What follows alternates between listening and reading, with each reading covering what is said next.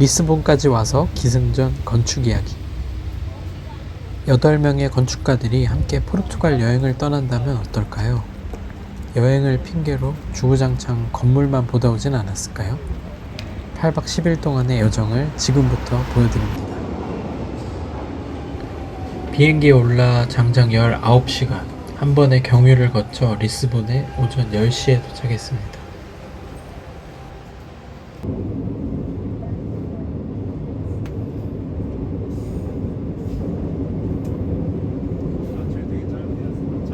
포르투갈은 타일로 유명합니다. 아줄레즈라고도 하는데 부역이 활발했던 17세기 중국 청아백제의 영향을 받아 푸른색과 흰색 타일이 유행했다고 합니다. 포르투갈 거리를 걷다 보면 건물 외벽에 붙은 타일을 흔하게 볼 수 있습니다. 바닥 포장은 유난히 돌이 많습니다.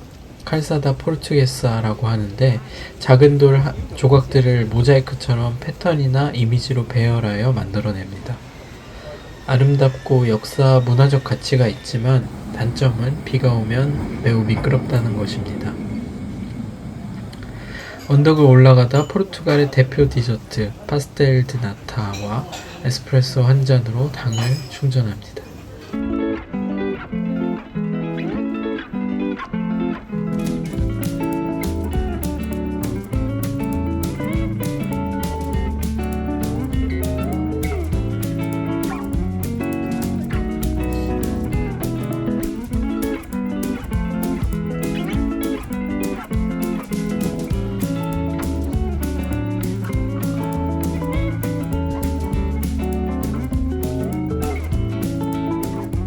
상조르즈 성에 올라오니 해질 무렵이 되었습니다. 지형을 따라 빼곡하게 들어선 붉은색 스페니쉬 기와를 올린 건물들, 도시 사이사이에 거미줄처럼 나있는 골목길과 광장들, 그리고 리스본을 지나 대서양으로 흘러가는 테주강의 모습은 숨이 멎을 듯 황홀했습니다.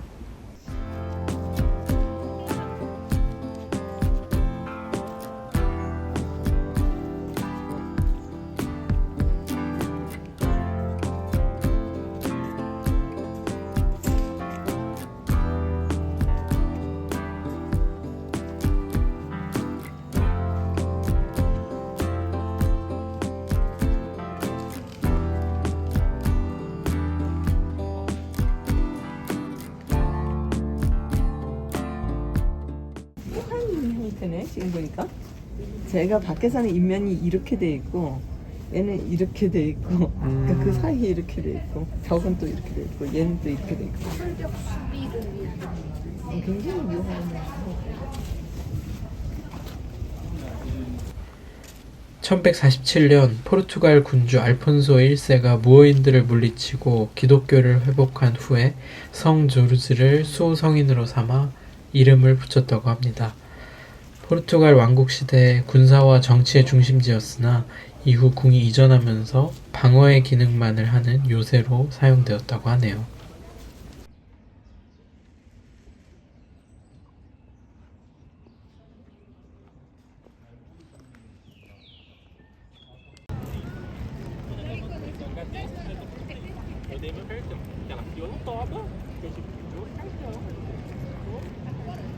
고메르시오 광장에서 트램을 타고 벨렘지구로 이동하던 중 해가 완전히 지고 말았습니다.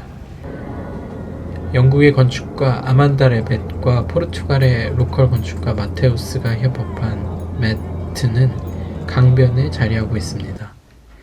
외벽에 흰색 세라믹 타일을 붙인 이 건물은 대담한 구조로 유려한 곡선을 이루며 강을 향해 뻗어나오고 있는데 건물이 다양한 높이에서 자연스럽게 강과 도시를 연결해주는 산책로가 되어줍니다.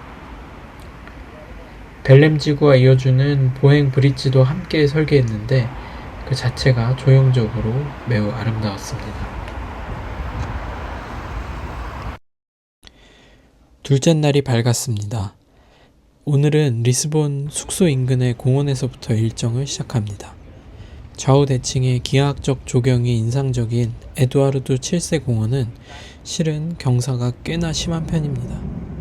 20세기 초 영국의 국왕 방문에 맞춰서 공원을 조성했다고 하네요.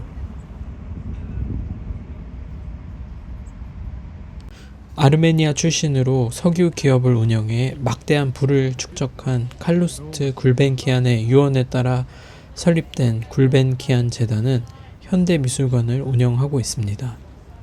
1980년대 처음 개관한 건물을 일본의 건축가 켄고 쿠마가 2024년도에 리노베이션 했습니다.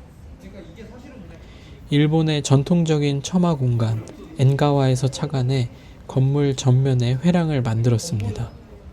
포르투갈의 흰색 타일을 비늘처럼 건식으로 겹쳐 외피를 형성했고 안쪽은 목재 사이딩을 붙여 마감했습니다.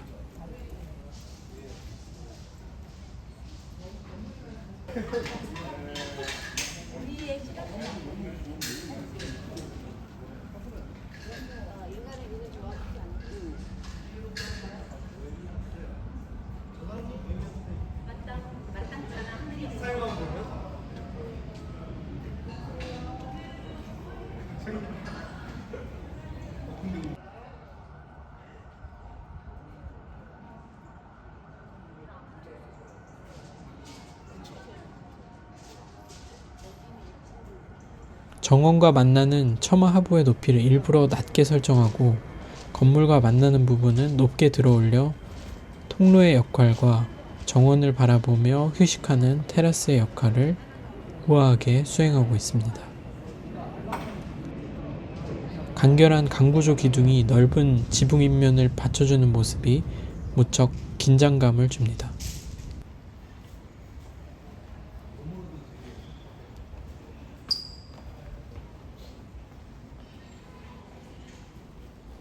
건물 천장에 매달려 실내를 가로지르는 아래가 둥근 모양의 구조물이 덕트 설비입니다.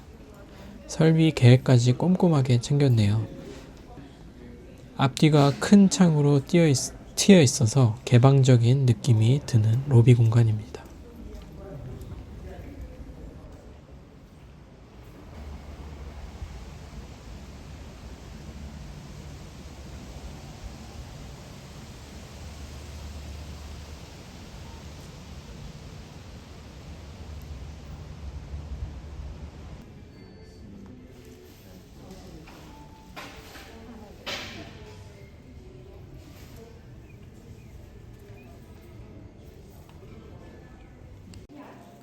유치원 아이들이 흥미진진하게 전시 프로그램에 참여하고 있는 모습이 보입니다.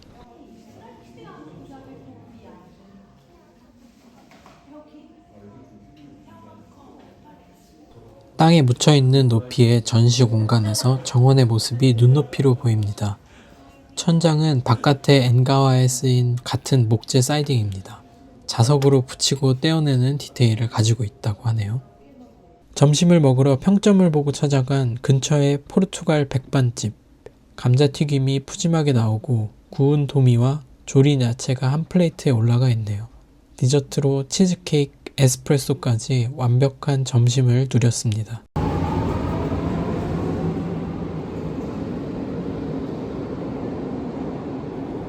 다음은 카스카이스로 지하철을 타고 이동합니다.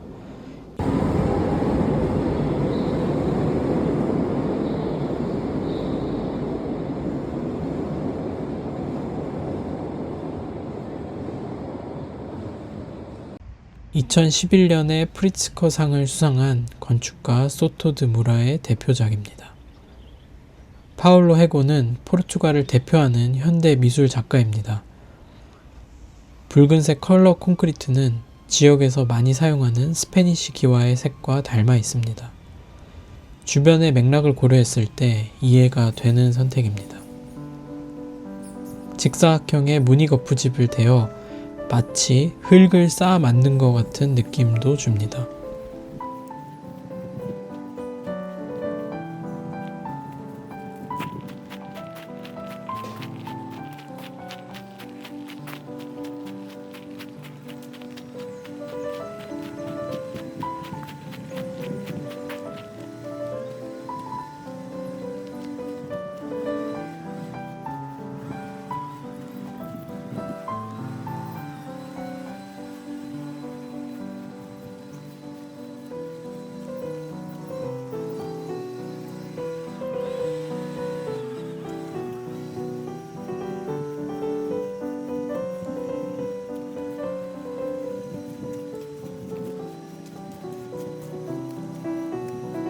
두 개의 높은 탑은 카페와 뮤지엄샵으로 사용되고 있는데 극적으로 높은 천장을 통해 떨어지는 스카이라이트가 내부를 부드럽게 밝혀줍니다.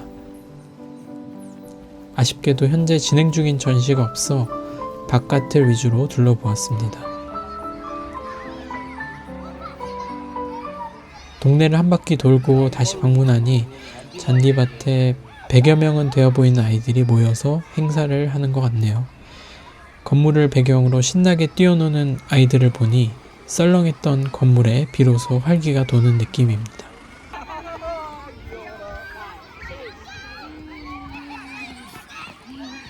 Hello.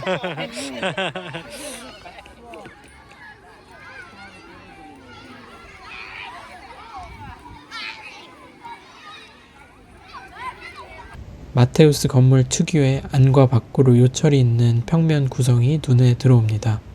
담백하며 비례가 좋습니다. 흰색과 파란색의 반짝이는 타일이 눈에 띄는 등대 박물관입니다.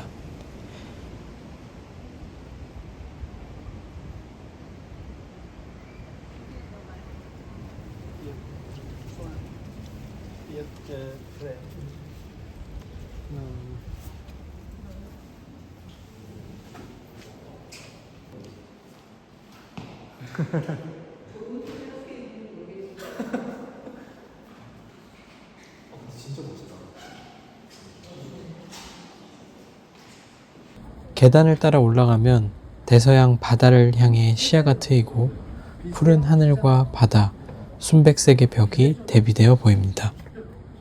그쵸. 완전 우와. 시원하노.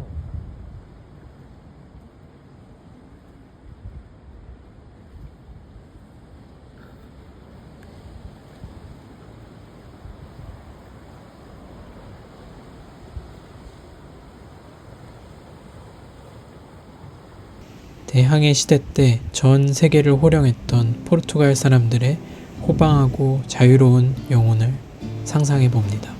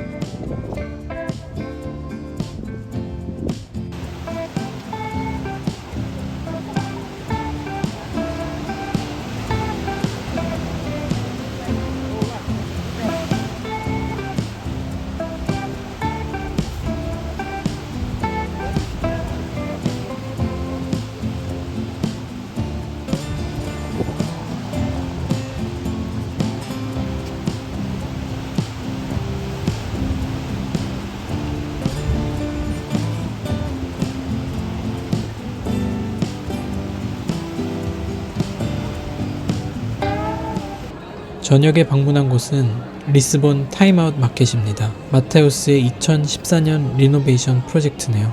전통적인 시장 구조를 보존하면서도 현대적인 다이닝 공간으로 길게 놓인 테이블이 인상적이었습니다. 불금의 떠들썩한 활기가 물씬 느껴지는 장소로 기억에 남습니다.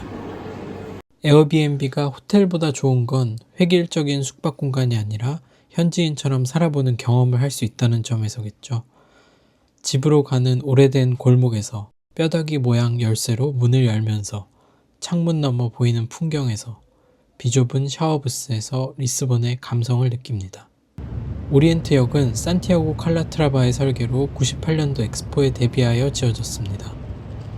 기차역과 지하철, 도시 보행로, 버스 터미널의 동선이 4개의 층으로 입체적으로 교차되는데 곳곳에 위치한 수직 동선들이 효과적으로 인파의 흐름을 분산시키고 있습니다. 구조는 척추에 붙은 갈비뼈처럼 유기적으로 하중이 분산되는 형태로 디자인되었고 그대로 노출되어 일관된 언어로 느껴집니다.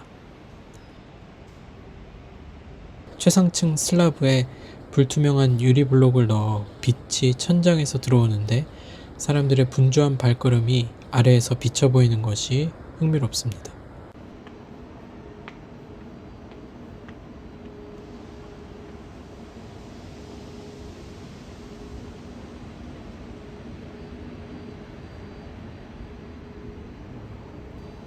아코디언을 닮은 최상부의 캐노피는 층고가 지나치게 높아 빛과 비를 충분히 막아줄지 의문이지만 도시 어디에서든 기차역의 존재를 알 수 있게 합니다.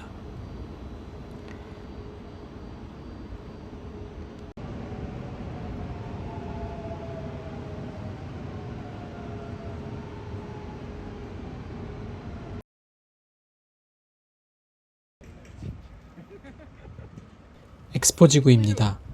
시자가 설계한 건물은 얼핏 천막처럼 보이지만 전체 광장을 덮는 캐노피가 20cm 두께의 콘크리트 슬랩으로 구성되어 있으며 크기가 약 65m by 50m에 이릅니다. 프리스트레스드 케이블에 의해 지지되며 이는 현수교의 구조와 유사합니다.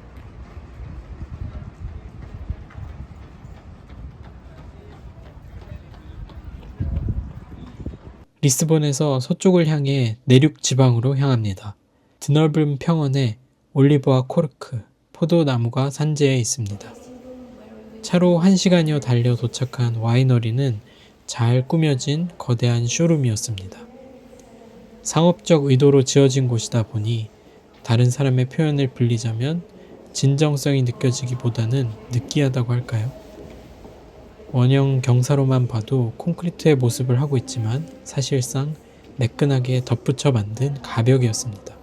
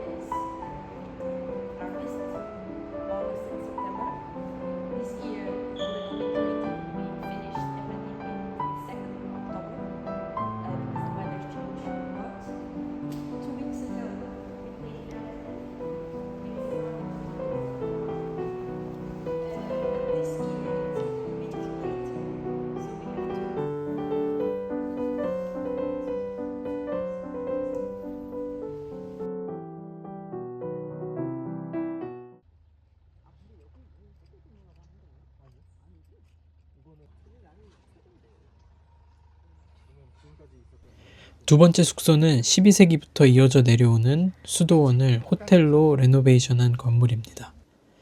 경사 지형을 따라 안착된 건물은 필요에 따라 팔을 뻗듯 증축동을 이어 붙인 듯 보입니다. 벽과 천장에 아줄레즈와 벽화, 흔적이 남아 독특하고 고유한 분위기를 만들어냅니다. 30cm는 되어 보이는 두꺼운 외벽에 작은 창문, 아치와 볼트로 이루어진 실내의 모습은 엄숙하고 위계적 질서가 지배했을 수도원의 모습을 짐작케 합니다. 물론 저희는 신나게 놀았습니다.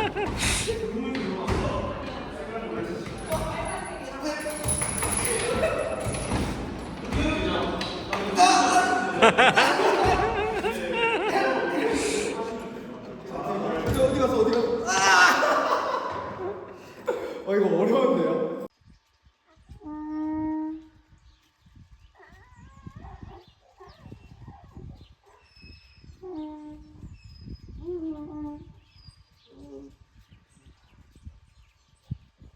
다음날 아침을 먹은 뒤 숙소 주변에 약 6km의 트레킹 코스를 돌았습니다. 자급자족하며 절제된 가운데 풍요를 누리는 수도승들의 농장으로 올리브와 포도, 오렌지, 호두, 코르크, 나무들이 넓게 분포해 있었습니다. 두 번째 포르토 편에서 계속됩니다.